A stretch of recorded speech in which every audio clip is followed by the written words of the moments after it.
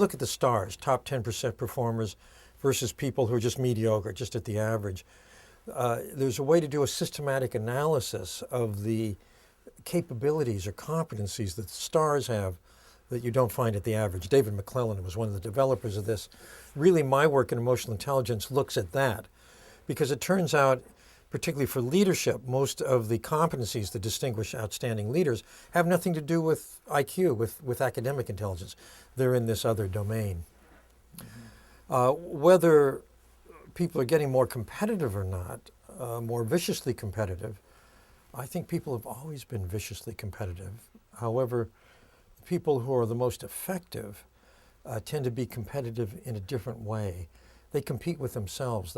As I say, they have very high standards for performance, and they're continually trying to understand how to learn to do better. And that's the more effective way to compete.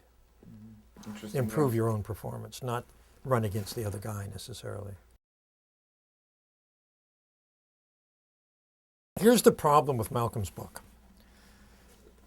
You know, he talks about cohorts that have been privileged by accident, by experience. But one of them, for example, is, as I remember, Jewish lawyers who were born in the 1930s. Some of them were spectacularly successful. The problem is he didn't take a sample of all Jewish lawyers born in the 30s. There are also certain to be failures among them. And his model doesn't really explain what distinguishes the failures from the outliers, so it's a good beginning, but I was waiting for the other shoe to drop, and then the book ended. But Malcolm is a wonderful writer. I really like the book.